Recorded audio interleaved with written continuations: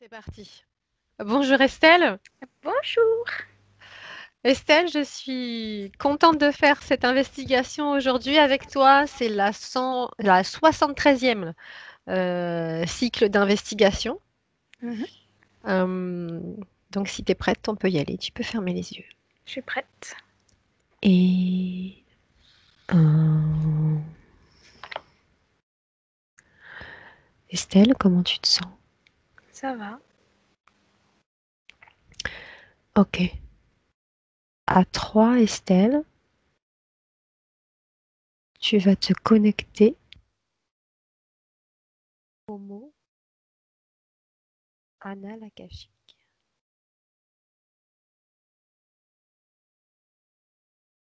1, 2 et 3.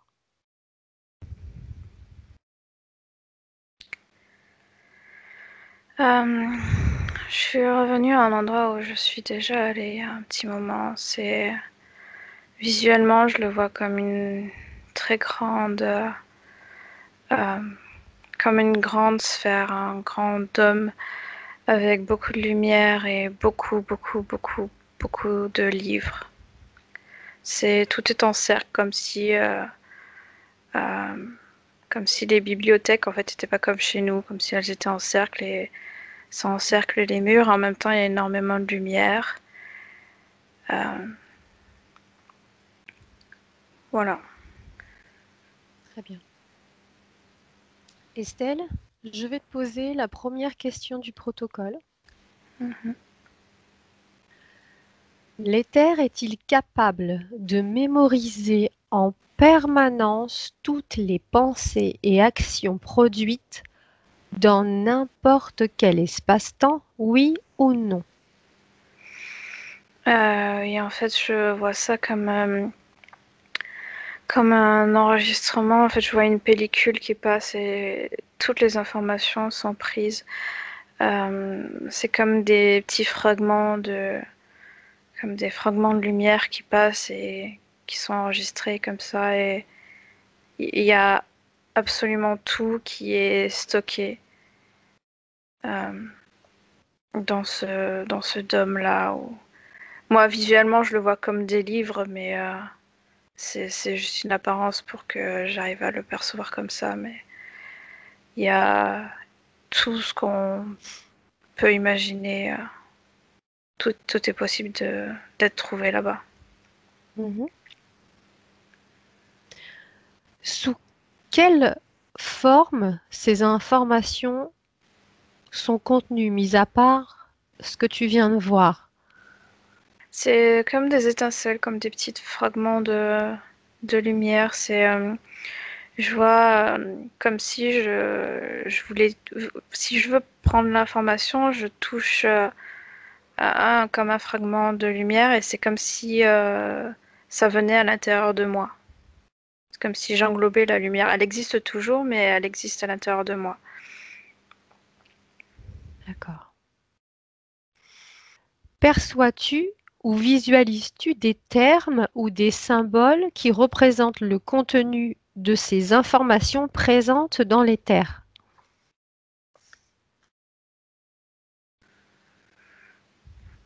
J'ai pas tellement compris la question, mais en fait, si tu veux, quand je regarde des livres, c'est un peu comme si je pouvais pas avoir accès à l'information tout de suite. C'est comme si je devais, je sais pas comment te dire, c'est comme si je devais décoder quelque chose, comme si mon empreinte ou mon ADN devait entrer en communication avec ça pour avoir accès à l'information.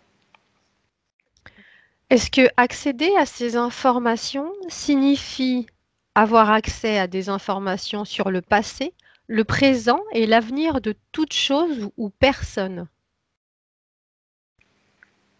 Tu peux avoir accès à tout ce que tu veux. En fait, il y a certaines choses, je vois comme un cadenas dessus, comme si certaines informations, je pouvais pas y avoir accès avec mes informations à moi. comme si je devais avoir d'autres informations avant à l'intérieur pour pouvoir y avoir accès, comme je vois comme c'est comme une trace de quelque chose d'autre, mais je n'ai pas accès à cette chose d'autre. Il faudrait que je rentre en communication avec cette autre chose pour qu'il y ait comme une part de cette autre chose à l'intérieur de moi pour avoir accès à ce livre où il y a le cadenas. D'accord. Y a-t-il une relation entre le karma et cette sorte de mémoire cosmique de nature éthérique? Non, oui ou en partie?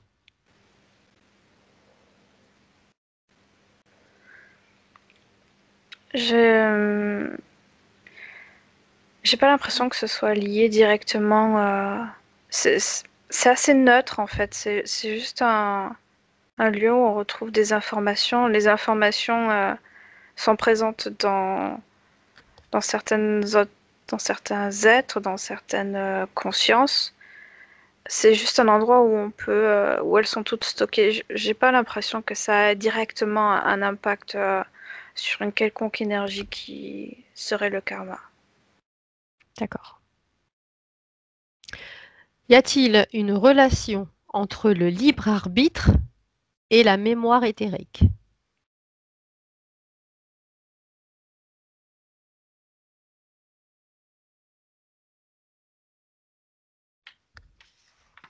Là, j'ai aucune information. Je vois rien en particulier. D'accord. Donc tu peux pas me dire oui ou non ou en partie. Non, je vois juste rien. Ok, on passe à la question suivante alors. Les humains peuvent-ils se connecter à ces informations, non oui ou en partie? Euh, si, si tu le demandes, en fait, le truc, c'est que j'ai l'impression que c'est euh, comme si tu devais rentrer comme dans un autre état de conscience, quand même, avec, je sais pas, ta partie subliminale ou pas. Mhm. Euh, mais tu peux, en tant qu'humain, en tant qu'être incarné sur la Terre, avoir accès à ça. Mais il faut que tu saches déjà comment voyager pour récupérer ces informations-là. Mhm. Ok. Je vais te lire un petit texte et te poser une question. Mhm. La chronique akashique ou mémoire akashique ou dossier akashique, pardon, ou records akashique, document akashique sont des termes qui expriment un concept ésotérique répandu en Occident par la doctrine théosophique vers la fin du XIXe siècle. Perçois-tu une corrélation avec ce qui a émergé jusqu'à présent entre cette doctrine théosophique et ce qu'on vient de voir? Euh, Moi-même, j'ai pas tellement compris la question dans tous ces termes, mais ce que j'ai vu pendant ça, c'est que euh, il y a eu des personnes qui ont récupéré des informations de cet endroit, qui ont vu cet endroit et euh, qui ont raconté ce qui s'était passé là-bas. Et c'est pas seulement occidental, c'est partout dans le monde. Et il y a des traces de ça. Je sais D'accord. pas si ça répond à la question, mais c'est ce que j'ai vu Si, c'est très pendant. bien. T'inquiète pas, c'est très très bien. Je vais passer à la question suivante. Mhm. Y a-t-il ou existe-t-il des interactions entre les humains et ces archives akashiques? Oui ou non? Il y a des interactions toujours, étant donné que chaque action, chaque pensée, chaque bribe d'information sous forme d'énergie est comme copiée et stockée là-bas. Donc il y a toujours des bribes d'informations. Mais je vois aussi d'autres choses qui, J'ai l'algorithme du upload, download Internet, mais on envoie et on reçoit aussi certaines choses. Mais encore une fois, c'est comme il y a comme un tube, un cône qui filtre des informations. Euh, Certaines personnes arrivent à percevoir toutes les informations qui sont download. D'autres personnes vont directement les chercher. Enfin, la conscience supérieure va les chercher, les récupérer parce que c'est quelque chose dont elle a besoin.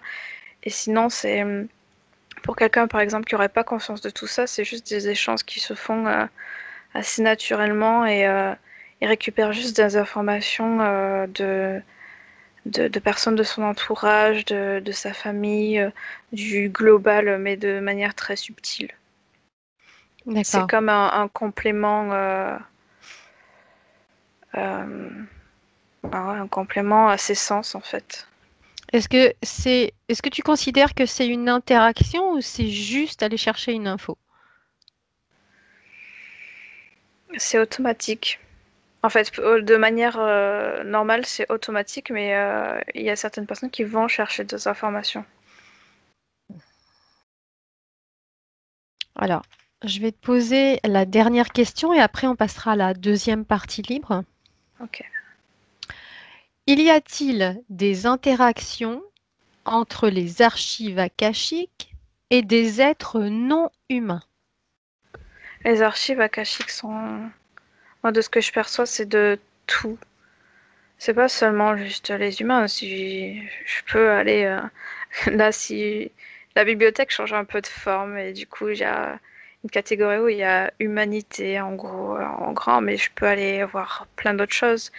Là, je peux catégoriser humanité, mais c'est juste parce que tu as émis l'image. Mais si je reviens à ce que j'avais perçu de moi de base, rien n'est vraiment classé et tout est ensemble et imbriqué. Tout l'histoire de l'humanité, tout ce qui est récolté est imbriqué avec beaucoup d'autres choses.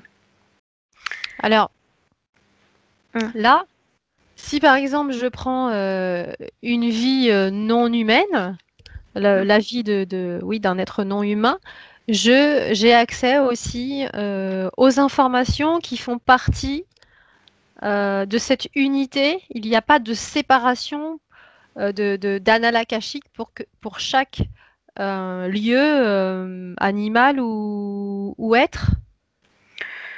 Le, l'espace où je me trouve contient les archives de tout. D'accord. Donc c'est comme si on était tous unis dans dans cette mémoire. Tout nous relie. Tout est imbriqué, oui, à l'intérieur. Toutes les informations sont recueillies et elles sont toutes ensemble. D'accord. Tout à l'heure, tu parlais d'une sorte de pont. Il fallait avoir accès à quelque chose avant de pouvoir avoir des informations. Tu me parlais de cadenas. Ouais. Alors, est-ce que tu peux repérer ce qui se pose entre cette volonté d'aller chercher les informations et ce qui se met entre deux? Moi, je vois une question d'ADN, comme si, enfin, l'ADN, c'est l'information qu'on porte à l'intérieur de nous qui donne accès à certaines choses. Euh, on peut avoir accès à des choses qui sont comme, je sais pas comment dire, mais c'est empreint d'énergie de tout ce qui existe, et tout ce qui existe peut avoir accès à cette énergie-là. Mais si par exemple je veux avoir accès à la vie d'une personne en particulier, si je veux voir ça, si ça m'intéresse, euh, c'est comme si je devais avoir un fragment de la personne pour pouvoir y avoir accès. D'accord. C'est-à-dire que je peux avoir accès à ma famille, par exemple, parce que j'ai un fragment de Mhm, ça à l'intérieur, mais pas... mhm.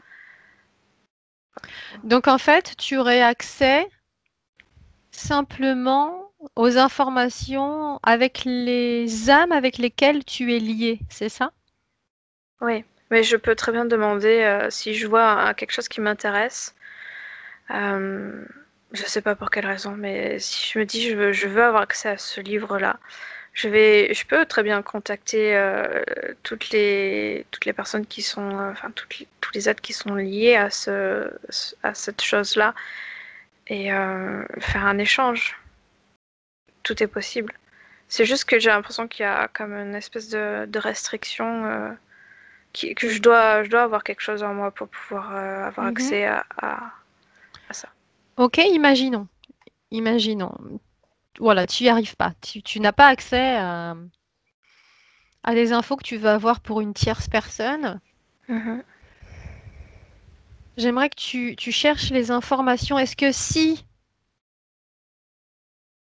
éventuellement, tu peux passer par une entité afin d'avoir accès, avoir une autorisation pour avoir accès à ces informations? Mhm. En fait, ce que je fais là, pendant que tu parlais, j'ai touché le livre en fait et je vois absolument tout ce qui est interconnecté à ça. Je contacte n'importe quel être qui est lié à ça ou tout et et je demande à ce que j'ai comme un échange de ces personnes-là, symboliquement c'est comme une clé, mais c'est juste de l'énergie, de l'information et ensuite le cadenas se brise et j'ai accès aux informations. D'accord. Je voudrais que tu regardes si euh, cette énergie de ces annales ont quelque chose de plus dense, comme une substance par exemple.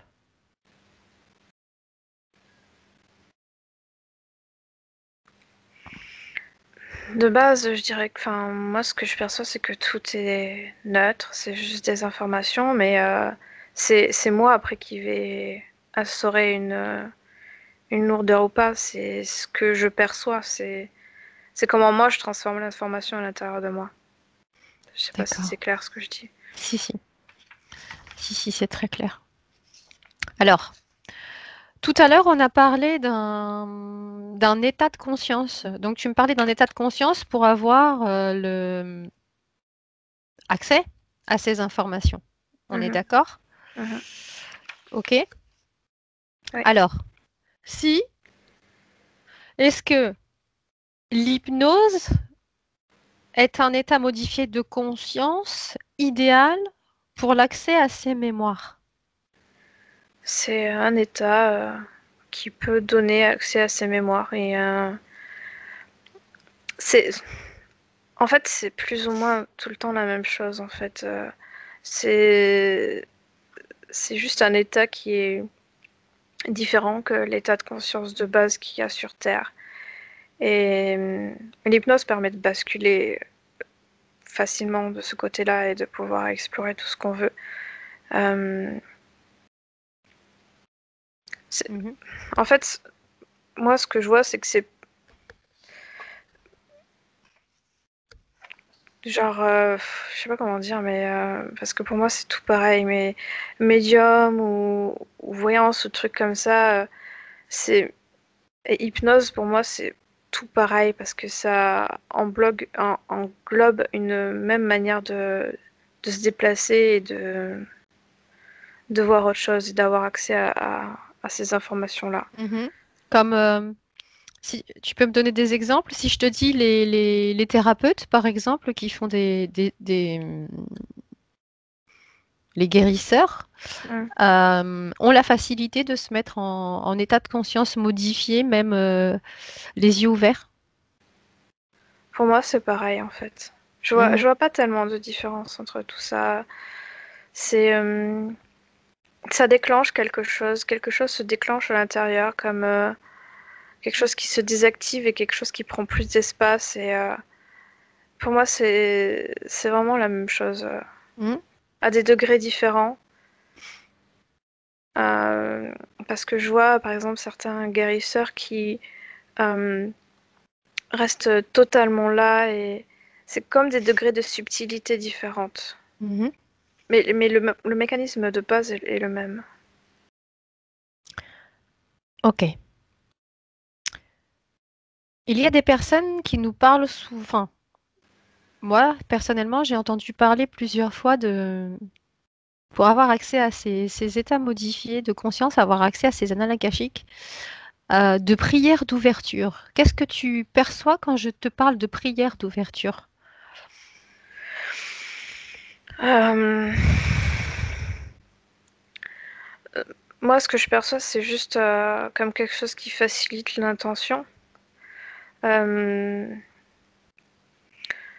mais en soi, je vois pas l'importance de ça, parce qu'on peut très bien euh, faire sans ce genre de... Comme, Mhm. ce que je perçois, c'est comme des genres de petits talismans, trucs comme ça qui vont aider une personne, mais ça...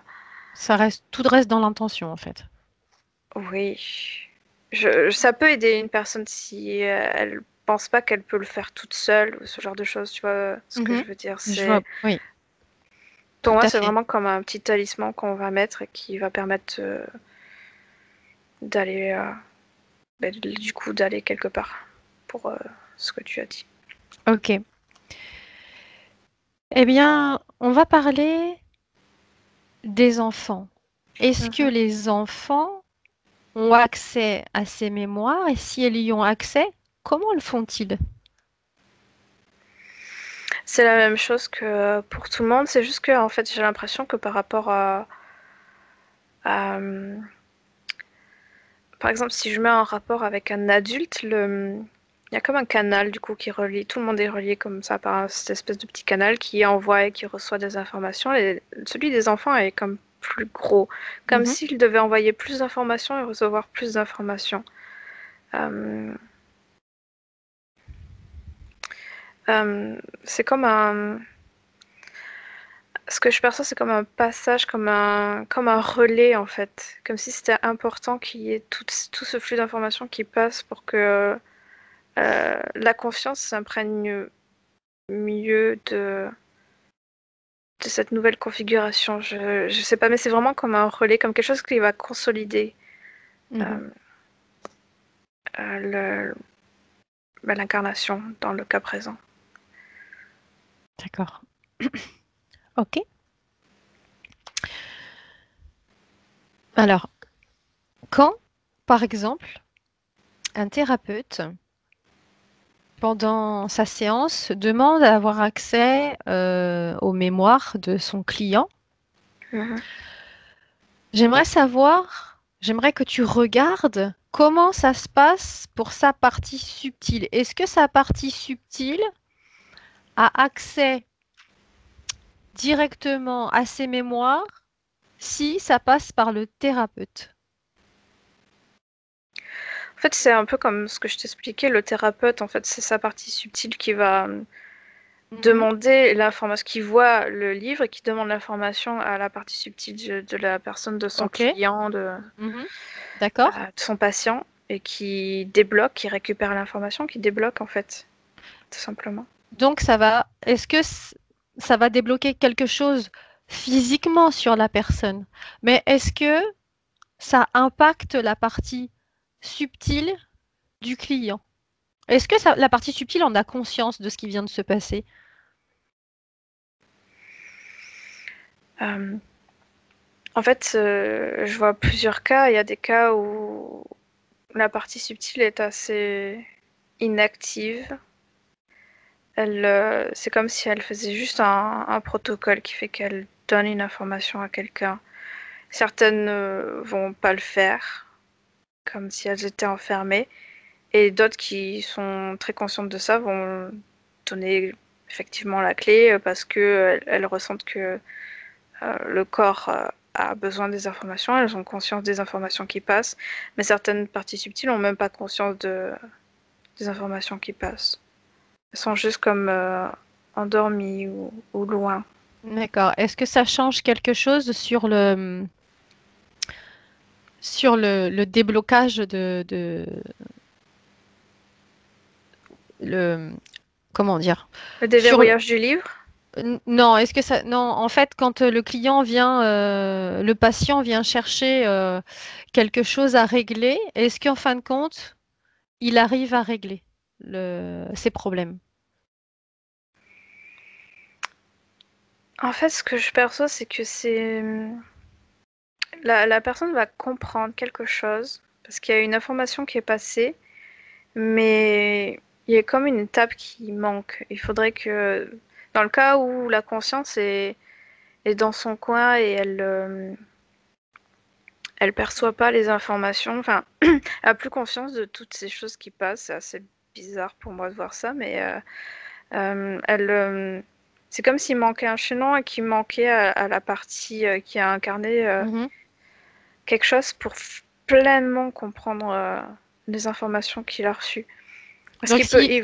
oui, Non, vas-y, je te laisse finir. il, euh, il peut comprendre énormément de choses par les expériences qu'il vit, mais il manquera toujours quelque chose d'essentiel qui est enregistré dans la, comme enregistré dans la conscience qui dort du coup. D'accord. Donc il manque quelque chose entre la partie physique et la partie subtile, c'est ça, hein? Mm, mm. Ok, Après, ça peut vraiment aider quand même un peu, hein. alors tu regardes une personne qui est en séance avec un magnétiseur. Mhm, Le thérapeute va aller chercher les informations, ok, pour mhm, le déblocage. ouais. Et tu vas regarder une séance d'hypnose avec donc le client et la personne qui va le diriger dans cette hypnose. Peux-tu me dire quelle est la différence sur la partie subtile? Donc, moi, de ce que j'ai compris que tu me disais, ce que je vois, euh, c'est le client avec la personne qui va faire l'hypnose. Le client rentre en hypnose et Mhm, contacte directement sa partie subtile. Le, c'est comme si il y avait quand même quelque chose de plus important au niveau d'échange d'informations qui se passait que juste avec le magnétiseur. mhm. Euh, Ça reste assez subtil, mais j'ai l'impression que ça profite beaucoup plus à la personne en fait qui est en hypnose parce qu'elle est directement en contact. Dans le cas que je vois, Mm. elle comprend plus de choses. C'est peut-être plus complet. Après, D'accord. Il n'y a c'est pas, et du coup, oui, il n'y a pas de pont. Pour moi, le pont qui est le thérapeute, il n'y a ouais. pas de pont du coup entre sa partie physique et sa partie subtile, c'est ça? Non, c'est direct, mais après, c'est il y a d'autres choses à prendre en compte. Après, je sais pas si ça t'intéresse comme réponse, mais la partie subtile, elle aura elle-même décidé de ça. Il y a certaines personnes dans leur incarnation qui n'ont pas besoin d'avoir ce lien si Mhm, fort et qui ont juste besoin d'avoir des mhm. réponses pour avancer. Donc en fait, c'est tout un processus qui se met en place, c'est-à-dire qu'à partir du moment où le patient arrive dans le cabinet du magnétiseur, c'est que déjà sa partie subtile euh, a demandé à faire ce travail. Oui, D'accord. c'est un échange entre les deux qui s'est établi. Ok.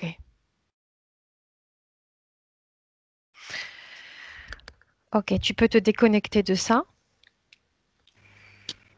Euh, Estelle, y a-t-il une corrélation entre la mémoire collective et les mémoires akashiques? Enfin, la conscience collective, excuse-moi, la conscience collective. C'est un peu comme ce que je te disais qu'on upload et download en même temps. C'est qu'on récupère tout le temps plus ou moins des informations qu'il y a dans notre environnement, comme je vais récupérer des informations qui sont relatives à la France, en Europe, dans le monde, dans l'univers, etc., sans forcément toujours en avoir conscience. Et c'est ça qui va générer cette impression de conscience collective. Ce fait de récupérer comme ça des informations vagues de ce qui se passe aux alentours. Ok. Estelle, Mhm. qu'en est-il des animaux? Est-ce que les animaux ont besoin d'avoir accès à leur mémoire? Les animaux, c'est même encore plus. C'est comme plus fort. C'est un peu comme le même, euh, le même truc que les enfants, sauf que c'est tout le temps. Et ils ont un accès assez différent de nous, les humains. Ils ont un accès à quelque chose de toute leur espèce. Une information de toute leur espèce. Ça dépend de certaines races d'animaux. En fait, Mhm. c'est assez différent. Euh, les mammifères ont tout un système, une grille qui est assez différente de, par exemple, les poissons ou les insectes. Mhm. Et, mais il y a beaucoup plus d'informations qui passent en permanence. De eux et de ce qu'ils reçoivent, et ils adaptent en fonction de ce qu'ils perçoivent. J'imagine qu'ils n'en ont pas conscience. Euh, En fait, je dirais pas que. Enfin, après, c'est très différent parce qu'ils n'ont pas la même conscience que nous. On peut pas vraiment dire que ce soit exactement la même chose. Mais c'est des informations qu'ils. C'est comme. Je sais pas comment dire. Comme. Euh, c'est quelque chose qui existe déjà en eux. Ils se rendent même pas compte qu'ils reçoivent ces informations-là. Mhm. Mais ils ont. Je peux pas dire conscience, mais Mhm. ils s'en rendent compte quand même qu'il y a ces informations qui passent parce qu'ils font des choix en fonction de ça. Ils se Mhm. comportent en fonction de ça. Je sais pas s'ils font vraiment des choix comme nous, on va faire un choix, comme on va se dire je vais manger des patates aujourd'hui. C'est pas ça, c'est l'instinct en fait, c'est ce qu'on appelle l'instinct Mhm. qui va leur dicter quoi faire, mais c'est en fonction des informations qu'ils récupèrent. D'accord. Estelle, dis-moi ce qui se passerait si nous n'avions pas accès à ces mémoires. Non, là, ce que je vois, c'est comme une désorientation.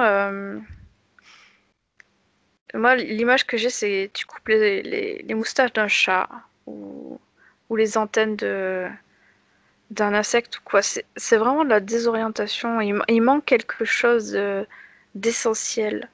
Euh, c'est comme si on nous coupait un bras ou quelque chose comme ça. On s'en rend même pas compte que c'est si important, mais si,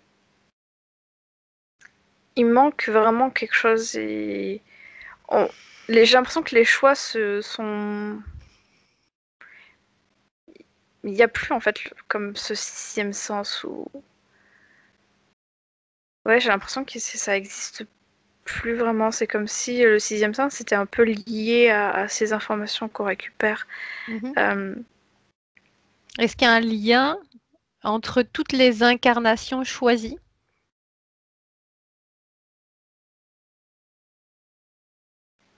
j'ai pas compris ta question.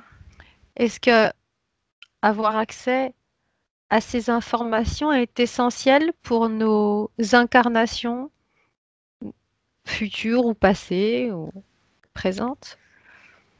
Ça influence, mais je dirais que ce qui est le plus important, c'est avoir des informations sur notre environnement, comme les animaux en fait. Mhm. C'est, pour moi, c'est vraiment ce qui est le plus important. Après, avoir des informations sur ce qui s'est passé avant cette vie-là, ça influence quelque chose ça influence nos choix, ça influence ce qu'on fait. Euh, Parfois, il y a aussi. En fait, je vois aussi des gens qui sont connectés entre eux comme issus d'une même source, d'une même âme. Je sais pas trop. En fait, Mhm. j'arrive pas trop à définir les niveaux, mais je dirais d'une même conscience en fait, et qui sont comme ça ensemble et qui récupèrent entre eux-mêmes des informations. Mhm. Estelle, est-ce que tu serais d'accord pour faire un petit exercice pour aller chercher des informations sur ta propre personne? On peut. Ok. Alors j'aimerais que tu restes sur la même ligne temporelle et que tu te projettes dans le futur, dans 20 ans, maintenant.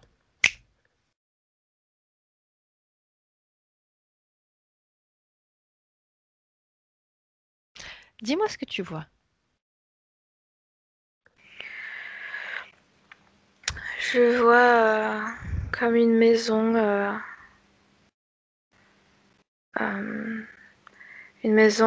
avec des vitres euh, comme mi-anciennes et mi-récentes.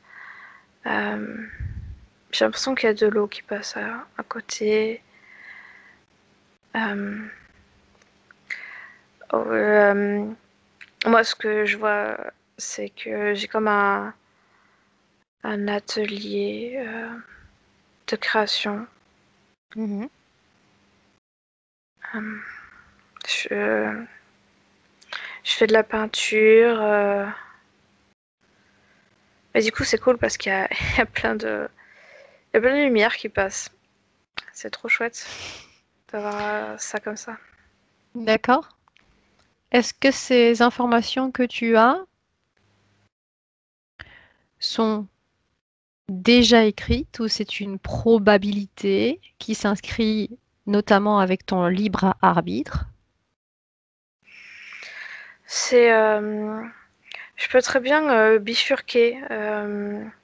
C'est en fait, ce que je perçois, c'est le potentiel de ce qu'il y a dans le présent, en fait. Le potentiel. Si je change drastiquement ce futur, et il sera possiblement plus là. Enfin, il sera toujours là, mais peut-être pas dans les mêmes temporalités. Ou Mhm. c'est juste là présentement à partir des informations qu'il y a d'ici. C'est un futur qui est possible, D'accord. très probable. Ok, Estelle, tu peux te déconnecter de ces images. Et maintenant, j'aimerais que tu ailles chercher les informations qui sont en lien, les informations du passé qui sont en lien avec ton présent.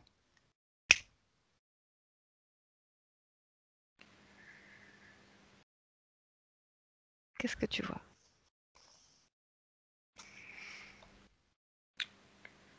Euh, je vois comme un peu avant ma naissance. Mhm. Où tu es? Je suis à la fois en dehors et dans le ventre de ma mère. Et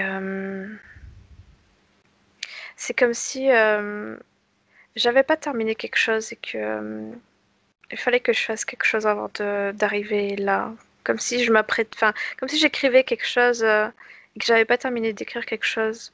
Mhm. Mais voilà, c'est tout ce que je vois. D'accord, très C'est bien, juste comme si j'étais en retard en fait. d'accord. Maintenant, tu peux te déconnecter de ces images. Je voudrais que tu prennes une personne au hasard qui peut-être sera en lien avec toi ou peut-être pas, mais j'aimerais que tu prennes une personne qui n'est pas en lien avec toi. J'aimerais qu'on aille voir ce pont qui se trouve entre les deux pour avoir accès à ces informations. Ok.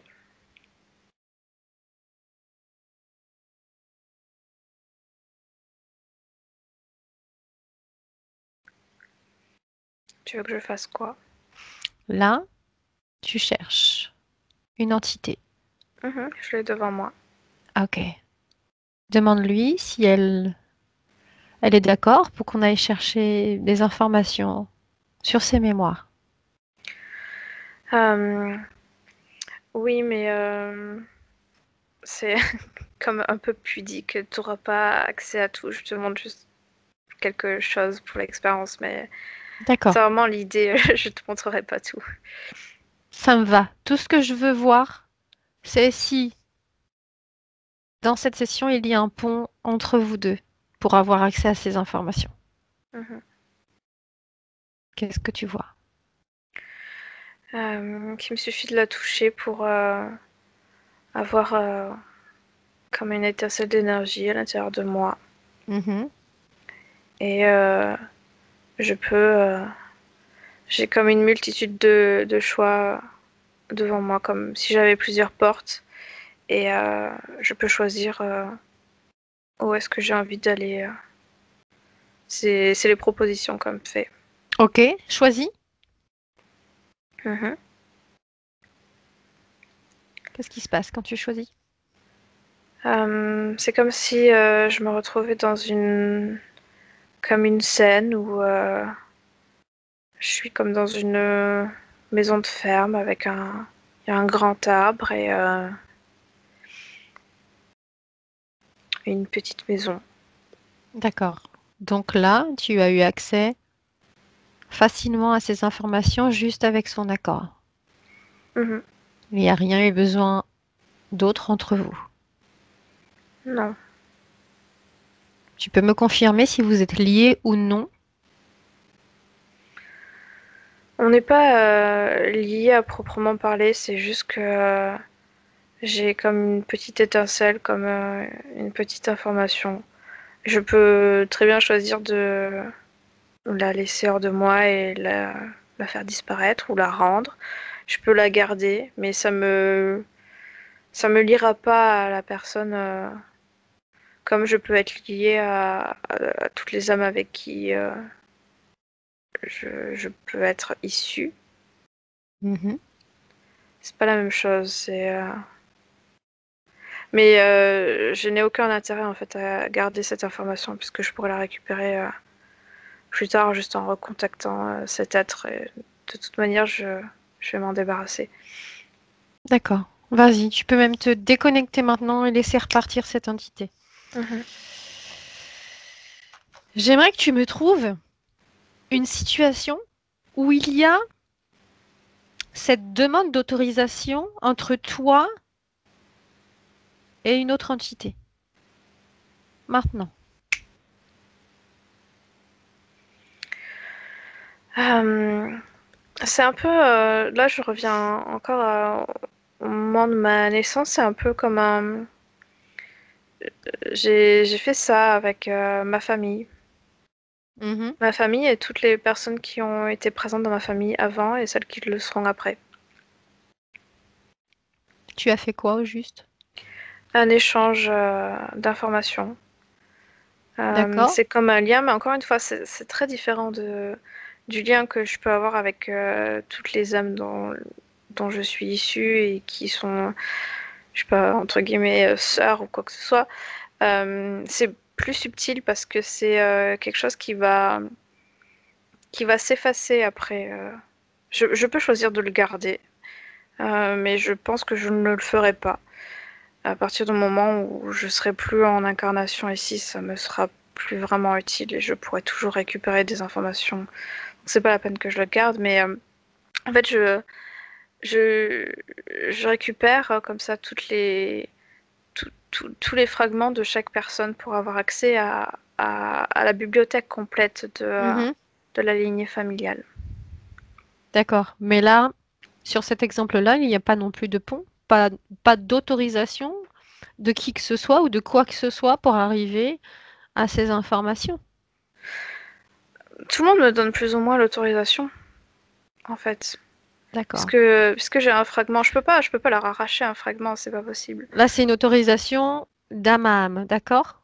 Tout Oui. à l'heure, tu m'as parlé d'un pont. J'ai du mal à comprendre cette histoire de pont et d'autorisation, comme s'il y avait besoin d'une personne entre deux pour pouvoir avoir accès à l'information de l'autre. Ou alors j'ai mal compris. Je vois pas de quoi tu parles, donc Mm. peut-être que j'ai du mal à m'exprimer. Ok, très bien. D'accord. Alors, ce qu'on va faire, c'est que tu vas te déconnecter de ces images-là et je vais te demander une dernière chose, d'accord? Mhm. Ok. Ok? Je vais te demander d'appeler une entité non humaine, donc tout le contraire d'hostile, hein, bien évidemment. Mhm. Et tu vas lui demander la même chose. Est-ce que on peut avoir accès à ces informations. Oui. Ok. Pas besoin d'autorisation autre que la sienne. Non. D'accord. Très bien. Tu lui dis merci, tu peux la laisser repartir. Tu peux te déconnecter. Ok. Alors, je pense que je n'ai plus de questions à te poser D'accord. et je vais pouvoir te ramener à la maison comme d'habitude. En comptant de 1 à 3. Et quand j'aurai dit 3, tu seras revenu pleinement dans le présent en 2021. Mais avant ça, je te dis le 1 qui marque une déconnexion de tout et de tous. Tu te déconnectes. Benvenuto a questo nuovo video di Disclosures. Oggi parliamo della cosiddetta sessione di ipnosi investigativa. In realtà non esiste una sessione di ipnosi investigativa. Non che non si possa fare investigazione di ipnosi, però è che non esiste una sola sessione di ipnosi per dire si è fatta investigazione, per prendere quell'informazione come buona. Perché? Sappiamo intanto che l'informazione che arriva in ipnosi è molto contaminata, la percentuale di inquinamento dell'informazione è altissima. Pensate a questa informazione che viaggia per tantissime dimensioni, attraversa densità, passa per coscienze che volontariamente o involontariamente possono distorcerla e poi arriva infine alla persona che sta in ipnosi, che ha una coscienza, ha una mente, ha un'esperienza e interpreta questa informazione secondo la sua struttura mentale, secondo le sue credenze, che per quanto si possa essere più o meno liberi mentalmente, liberi pensatori, sempre c'è una parte subliminale che interpreta in base all'educazione ricevuta, alla cultura e perché no, anche tutte le esperienze di esistenze passate che ancora lasciano un segno in noi. Per capirci, è come se dovessimo parlare con un'altra persona immersi nell'acqua, a qualche metro di distanza, cercando di utilizzare un mezzo, che è quello della corda vocale, che è fatto per produrre suoni da trasmettere nell'aria. Noi stiamo utilizzando questo strumento per far passare un'onda sonora nell'acqua o in un liquido. Chiaramente il suono viene completamente distorto, sempre ammesso che sia per il nostro corpo facile e non difficoltoso poterlo fare senza avere dei problemi come ingurgitare acqua o eccetera. Ma non solo. Supponiamo che per questo tipo di comunicazione utilizziamo anche due lingue diverse, per esempio un italiano e un russo o un giapponese. Per quanto possiamo anche interpretare il labiale, non possiamo capire quello che ci sta dicendo, perché la lingua è diversa. La lingua, diciamo, da dove parte l'informazione a dove arriva è completamente diversa, il codice, il linguaggio è diverso. Ma possiamo anche cercare di capirci attraverso i gesti, attraverso le espressioni facciali. Per quanto sia ipoteticamente facile poterlo fare sott'acqua, però non dobbiamo dimenticare che l'acqua non è l'aria e può distorcere l'immagine, ma non solo.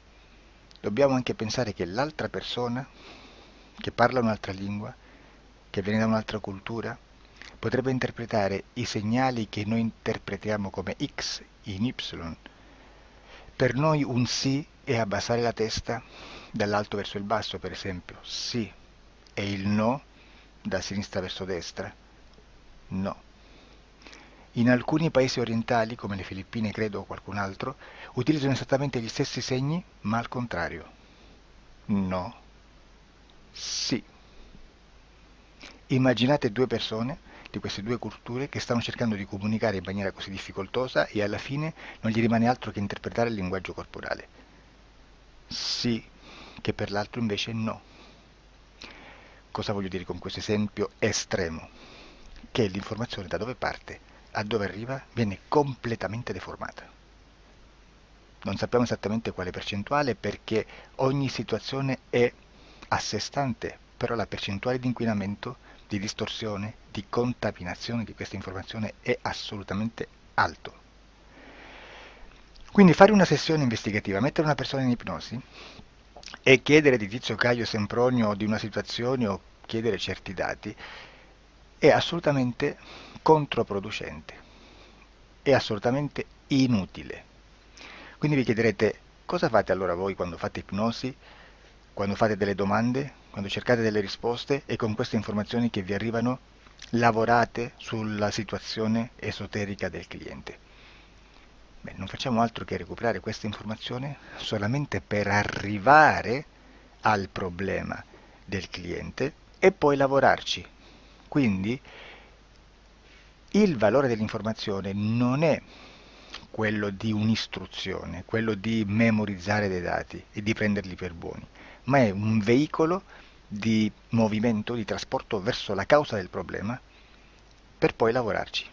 Quindi lo scopo di questo tipo di informazione che si prende dalla singola sessione è completamente un altro. Come si fa quindi? Investigazione in ipnosi. Il lavoro non è semplice, il lavoro è lungo, difficoltoso, stancante. È necessario farlo anche in squadra perché bisogna moltiplicare il numero di sessioni da fare e una sola persona potrebbe farlo soltanto in un tempo estremamente largo. Noi abbiamo delle informazioni che prendiamo ormai per buone, ci lavoriamo, danno dei risultati e quindi per noi sono buone. E come abbiamo fatto ad avere queste informazioni? Per esempio, come facciamo a sapere che un extraterrestre chiamato il cosiddetto grigio è più o meno alto X, poi ci sono magari quelli anche un po' più alti, ma hanno un corpo strano, hanno una pelle grigio-verde, hanno degli occhi grandi a mandorla, neri, senza una pupilla visibile, non hanno quasi bocca né naso né orecchie, hanno soltanto delle fessure, non hanno organi genitali, hanno degli arti molto più lunghi rispetto alla proporzione che potrebbe avere il corpo umano e di solito hanno meno dita delle 5 del corpo umano, eccetera, eccetera, eccetera. O se no prendiamo un altro tipo di essere che possiamo incontrare in ipnosi, come facciamo a dire che hanno delle somiglianze con i rettili, gli animali rettili terrestri o gli invertebrati, gli insetti terrestri? Perché? Perché siamo sicuri di questa informazione e ci lavoriamo e quando ci arriva la prendiamo già per buona, nonostante sia anch'essa contaminata. Perché queste informazioni sono arrivate da tantissime sessioni, fatte da tantissime persone, con tantissime altre persone sotto ipnosi e che nel contesto di tutto il lavoro gli uni non sapevano degli altri. Questo dato può essere più o meno rilevante, sempre c'è contaminazione e quindi possiamo prendere per buono anche un gruppo di lavoro dove l'uno possa sapere dell'altro. Ci potrebbe essere una contaminazione del contesto di quel gruppo di lavoro, ma si aggiunge semplicemente una piccola percentuale di questa contaminazione a già la grande che esiste. Non è così impossibile lavorarci. Da tutte queste sessioni, da questo grande numero di sessioni, migliaia, diciamo migliaia, noi prendiamo solamente quell'informazione che è uguale a tutte, che è in comune a tutte, o a quasi, perché magari qualcuna ci potrebbe essere niente in comune per una fortissima contaminazione, perché no? Ma dobbiamo prendere una stragrande maggioranza proporzionalmente abnorme rispetto a quello che potrebbe essere un minimo di scartabile,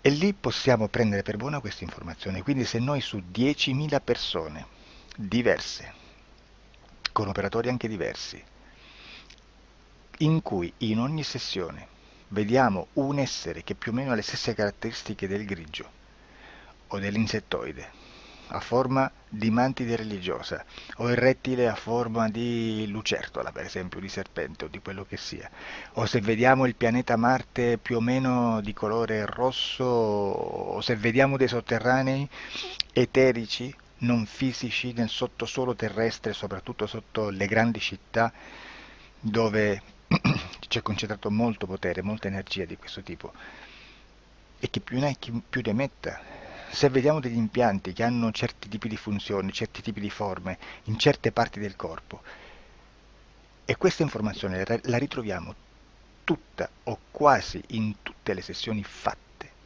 eseguite, realizzate da tanti anni a questa parte, significa che quella è una informazione affidabile. E vi posso garantire che stiamo parlando di una percentuale bassissima. Su un 100% staremo, credo, forse più in basso di un 3, di un 2-3%. Immaginate, tutto il resto è spazzatura, è informazione spazzatura. Sì, spazzatura.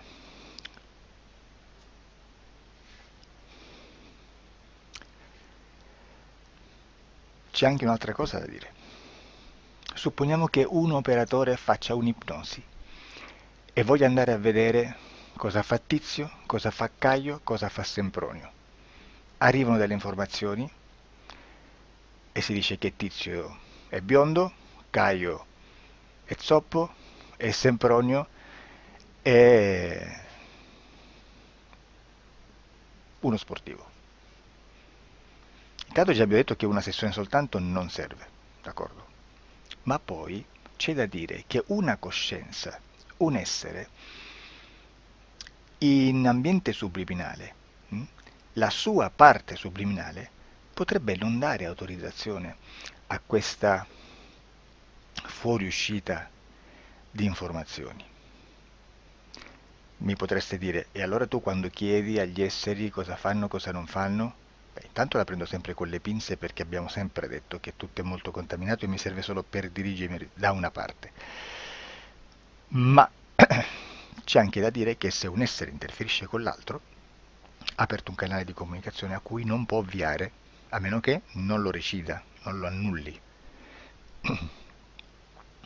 Quindi quando io faccio la domanda a un essere, se lo faccio attraverso l'interferito, mi arriva l'informazione per un canale aperto che sottostà alla volontà dell'interferito. Sulla volontà dell'interferito parleremo in un prossimo video disclosures. Però, se io voglio fare un'investigazione sopra Tizio, Caio e Sempronio che non hanno nessun collegamento, nessuna interazione e nessuna interferenza con il soggetto con cui io sto realizzando l'ipnosi, non è detto che mi arrivi questa informazione. Assolutamente. Potrebbe esserci completamente un muro. Come potrebbe esserci informazioni perché quell'altra parte potrebbe autorizzare comunque. Ma non è detto. E comunque quando ci arrivano informazioni, in una situazione di non interferenza o non interazione, non possiamo sapere esattamente se sono informazioni che ha autorizzato la parte subliminale dell'altra persona o dell'altro essere, o qualche altro essere, qualche altra entità furba, approfitta della situazione, osserva quello che sta succedendo, si mette in mezzo, si fa passare per l'altro e dà informazioni, ovviamente distorte, prima perché non è detto che debba conoscerle, e anche se fosse potrebbe manipolarle a sua volontà e a suo vantaggio. E quindi immaginate che situazione ridicola ci si viene a trovare, in quale situazione ridicola ci si viene a trovare in questi casi. Da qui si vede quando un operatore riesce a utilizzare l'informazione in ipnosi come per lavorare su un soggetto. Da qui l'osservatore attento delle sessioni di ipnosi riesce a capire se quell'ipnosi è un'ipnosi affidabile, un'ipnosi con un livello di informazione certa, con una alta percentuale di informazione certa. Non vi nascondo che in futuro potrei anche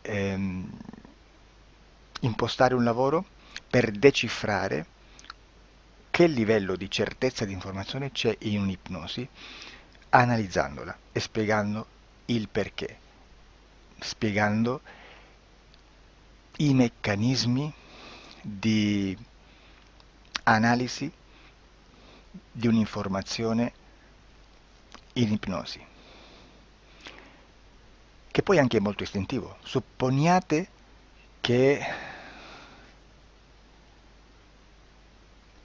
Supponiamo che dobbiamo cercare un'informazione su internet, per esempio un fatto di cronaca.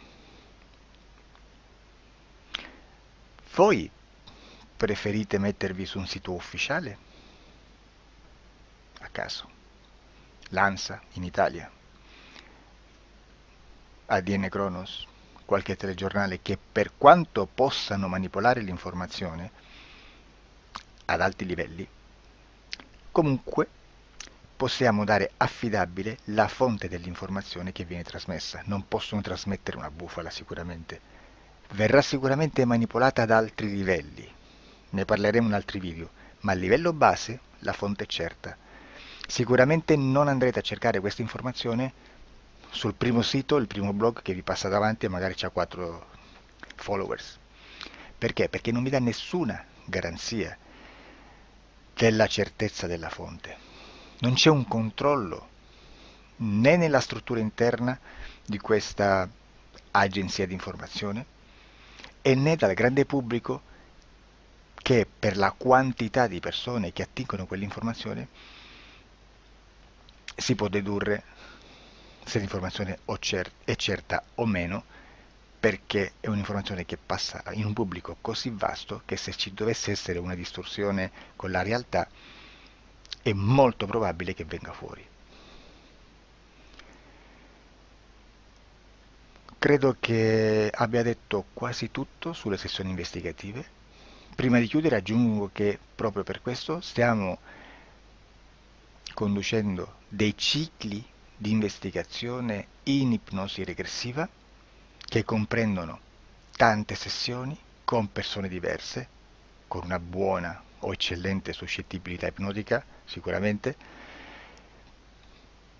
per poter indagare su spazi ristretti su alcuni temi. Perché dico spazi ristretti? Perché se andiamo a prendere eventi grandi nel tempo, nello spazio, storici, parlare di qualcosa di molto generico implica una quantità di sessioni abnorme.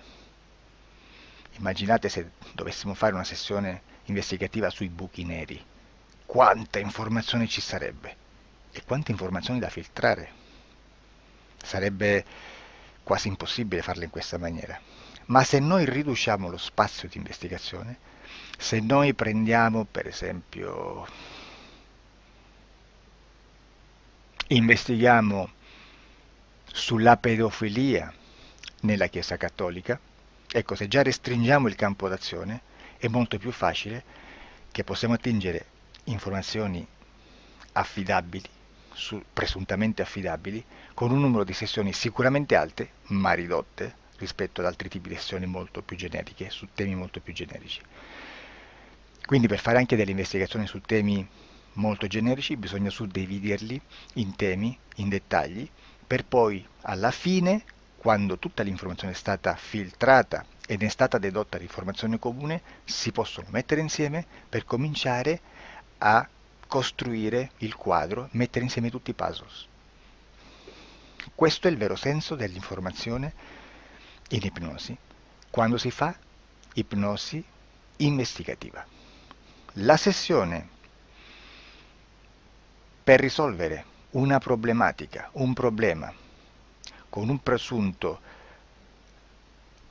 presunta origine esoterica di un cliente, di una persona, è un'altra cosa, sono altri metodi, altre tecniche e l'informazione si usa in un'altra maniera, ha un altro scopo. Grazie, ci vediamo al prossimo video. Disclosure.